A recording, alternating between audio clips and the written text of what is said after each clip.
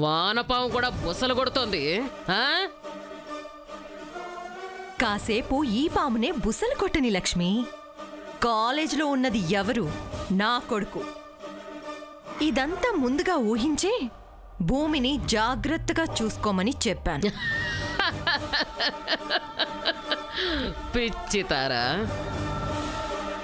ఎటువైపు నుంచి ఏ ప్రమాదం వస్తుందో నీ కొడుకేం తెలుసు? నాకు తెలుసు. అక్కడున్న మా నందికకి తెలుసు.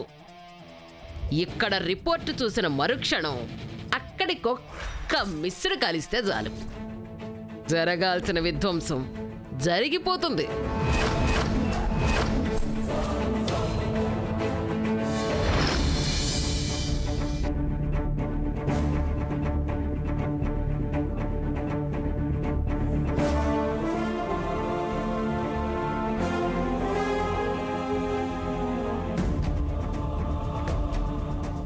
ఇక్కడ శిక్ష స్టార్ట్ అయిపోతుంది. గ్రహణి, త్వరగా ఫోన్ చేయి.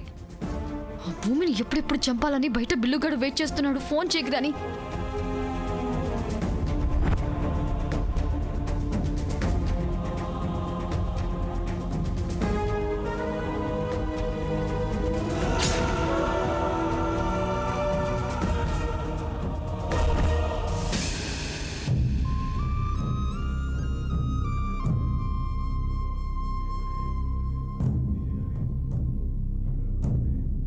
నందివర్ధన ఆరోపణ నమ్మిన చక్రవర్తి యువరాణి సమంతాదేవికి శీల పరీక్ష కోసం 3 శిక్షలు వేయడం జరిగింది.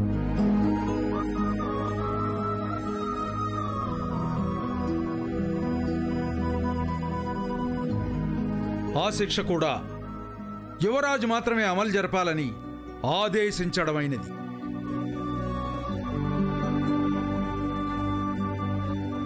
ఇప్పుడు యువరాజు తను ప్రేమించిన ప్రియురాలికి తనే శిక్ష విధించాల్సిన పరిస్థితి వచ్చినందుకు పడే సంఘర్షణ.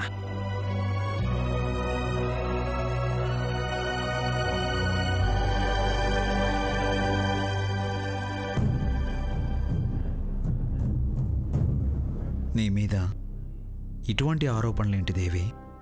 మనిషిని ఎంత పతనానికైనా దిగజారుస్తుందని నందివర్ధిని మరోసారి రుజువు చేసింది. ఏం చేయాలి నేను? అటు మా తండ్రి గారి శాసనాన్ని ధిక్కరించలేను, ఇటు ప్రేమించిన ప్రియురాలిపైన శిక్ష అమలుపరచలేను. యువరాజా, ఇందులో మీ తప్పేమీ లేదు. అర్హత మర్చి ప్రేమించడం నాది తప్పు. అందుకు నాకు శిక్ష పడాల్సిందే. మీరేమీ ఆలోచించకుండా ఆ శిక్షను అమలు జరిపించండి. వద్దు యువరాజా, యువరాణి ప్రేమించినందుకు ఆ శిక్ష ఏదో నాకు వేయండి. నేను ఆనందంగా భరిస్తాను. నీకు శిక్షుంది నాయనా. రోకల బండలు సిద్ధంగా ఉన్నాయి.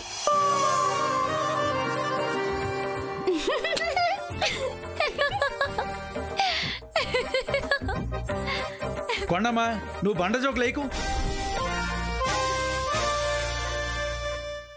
ఆలోచించకండి యువరాజా. నేనే కనుక అపవిత్రమైపోతే మీరు వేసే మొదటి శిక్షతోనే నా ప్రాణం పోతుంది. లేదంటే నా మీద పడ్డ కళంకం పోతుంది. కానివ్వండి.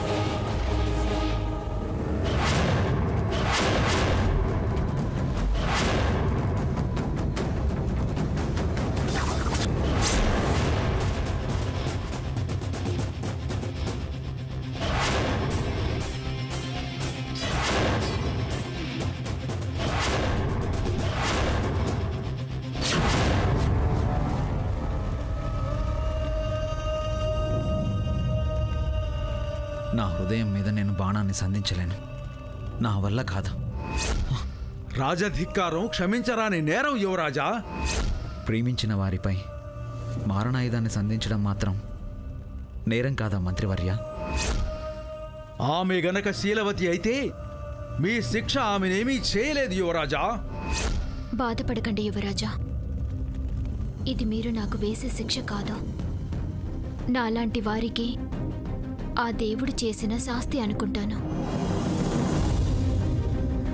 నా కథ విన్నవారు ఎవరో ఎంత హద్దుల్లో ఉండాలో నేర్చుకుంటారు.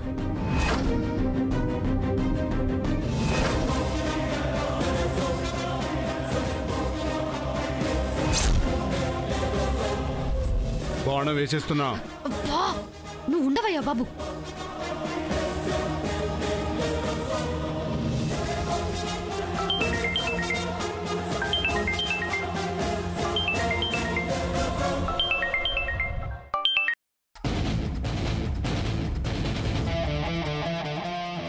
ఎవరు?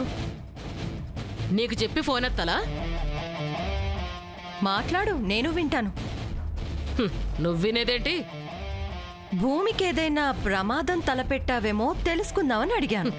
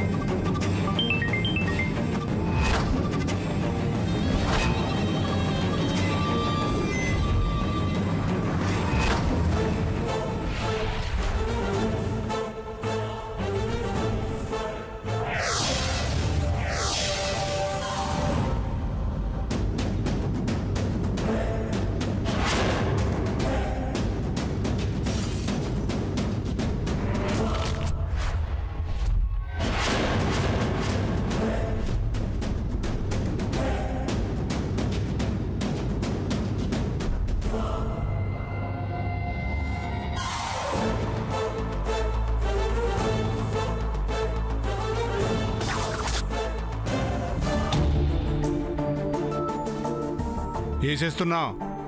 ఇంకా ఫోన్ రాలేదాగు. ఇంకో శిక్ష వేసేలోపు ఫోన్ వస్తుంది, అప్పుడు లేపే దాన్ని.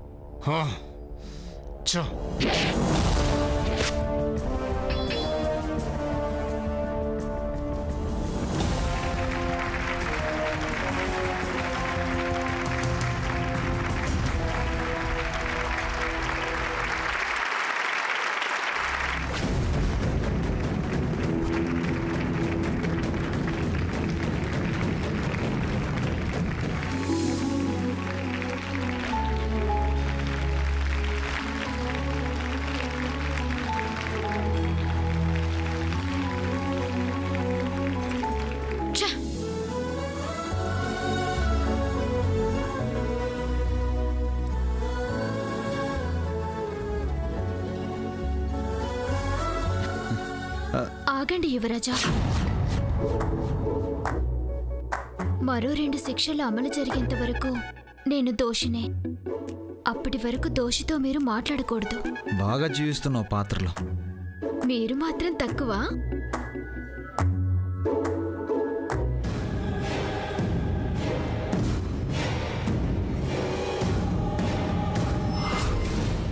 మొదటి పరీక్ష నుంచి బయటపడిన యువరాణి తను నిర్దోషం నిరూపించుకోవడానికి మరో 2 పరీక్షలకు సిద్ధంగా నిలబడింది. అందులో మొదటిది, యువరాజు తన కళ్ళకి గంతలు కట్టుకుని యువరాణి మీద కత్తి విసరాలి. ఏంటి పరీక్షలు భూమి? పర్వాలేదు విరాట్ బాబు, అదే నిజం కత్తి కాదు కదా. పొరపాటున తగిలినా ఏమీ కాదు. నాటకంలో ఎట్టాగో నాకు తగలదు. డమ్మి కత్తి అయినా మొహానికో కంటికో తగిలితే రిస్కే కదా. కళ్ళకు గంతలుంటాయి సార్, భూమి చూస్తూనే ఉంటుంది కాబట్టి తప్పించుకోవచ్చు. ఏమ్మా, ఈ పరీక్షలో నువ్వు భయపడకుండా నిలబడగలవు కదా? మాటారు, ఇప్పుడు ఈ నాటకం వేయట్లేదు కదా. భూమి బదులు ఈ ఇంకినో ఆ శరణ్ నిలబెడదాం. నేనా? ఇరాట్ మాటారు, అప్పుడు ఎన్నిసార్లైనా కత్తిసరొచ్చు. No no, very risk. Very risky అంటుంది కొండమ్మ. అసలు నాకు ఈ నాటకంలో పాత్రే లేదు. నేను నిలబడినా.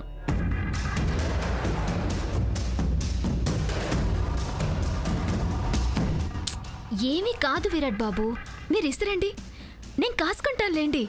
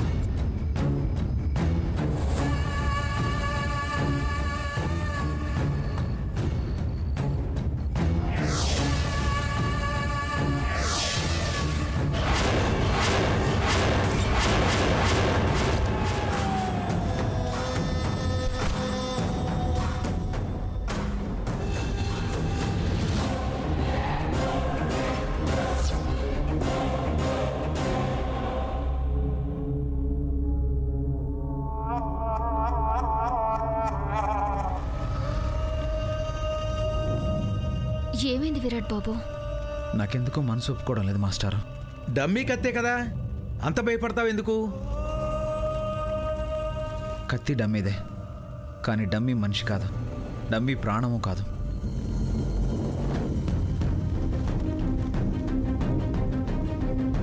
పావు గంట నుంచి ఇలాగే చేస్తున్నావు. ఇలా అయితే ఇవాళకి రిహార్సల్స్ కంప్లీట్ అయినట్టే.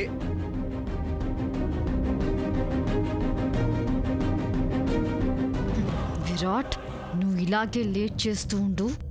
ఈలోపు నేను గ్రానీకి ఫోన్ చేసి పర్మిషన్ తీసుకుంటాను.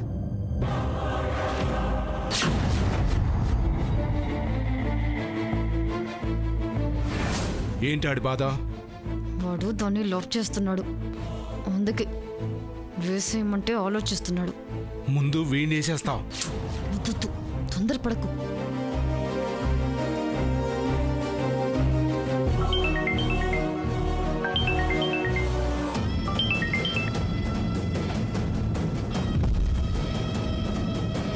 నేనున్న చోటు విరాట్ బాబుకు తెలిసేలా చెయ్యాలి కదా మాస్టర్.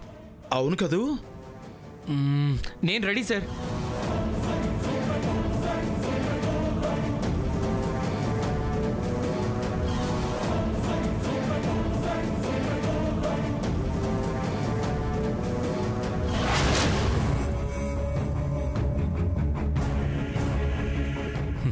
అది నిజం కత్తైతే బాగుంటుంది.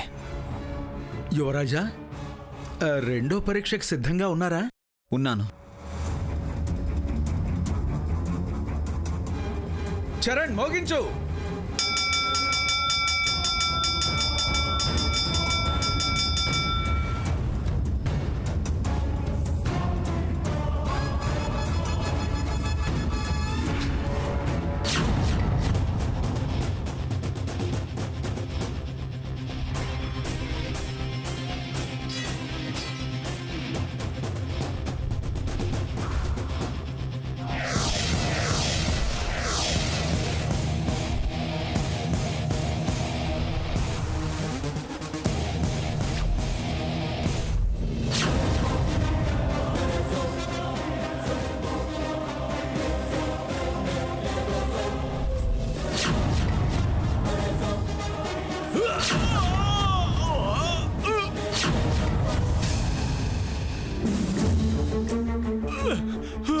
ఎందుకు అడ్డం వచ్చినావు? ఏమైంది? కత్తి విసరగానే సుబ్బు అడ్డొచ్చాడు. ఎందుకు? ఎందుకేమిటి వాడిని అడుగు. మొత్తం రిహార్సల్ అంతా కంపు చేశాడు.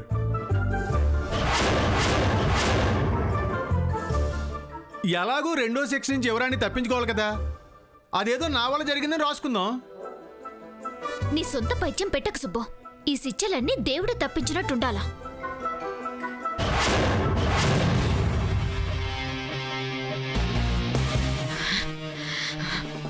ఇదే లాస్ట్ ఛాన్స్. ఈసారి మా గ్రాని ఫోన్ లిఫ్ట్ చేసినా చేయకపోయినా నేనే ఏదో ఒక డిసిషన్ తీసుకుంటాను. ఈసారి ఏంటి శిక్ష? ఏ పిల్ల, మీ డాక్టర్ డెలివరీ చేయడానికి వెళ్ళిందా? అట్టించట్టే కిటికీలోంచి దూకి పారిపోయిందా? అదిగో వచ్చేసిందత్త. ఏంటి శ్రీదేవి, నీకోసమే ఎదురు చూస్తున్నావు. ఇంతసేపు డెలివరీ ఏంటి? పద పద రావే.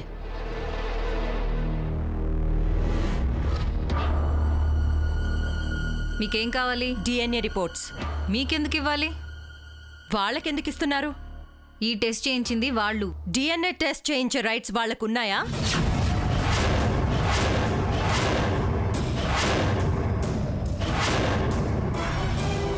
ఆ భూమి నాకే పుట్టిందని ఆ తండ్రి చెక్ చేయించడం కోసం అర్జీ పెట్టుకున్నాడా?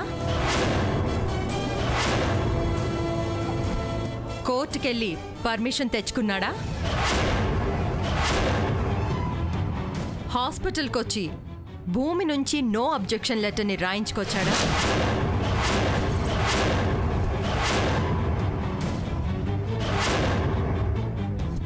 ఏయ్, ఏంటి రూల్స్ మాట్లాడుతున్నావు? ఎక్కువ మాట్లాడితే అందర్నీ కలిపి లోపలేస్తా. శ్రీపతికి తెలియకుండా అతని బ్లడ్ శాంపిల్ సంపాదించి, బ్లడ్ క్యాంప్ పేరు చెప్పి భూమి బ్లడ్ సంపాదించి, దొంగ సంతకాలు పెట్టించి డిఎన్ఏ టెస్ట్కి పంపిస్తారా?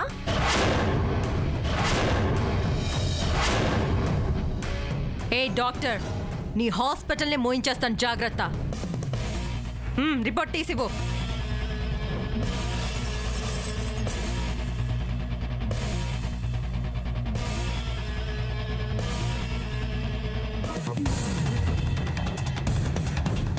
ఏ శ్రీదేవి, ఏంటి అక్కడ ఇక్కడ వెతుకుతున్నావు?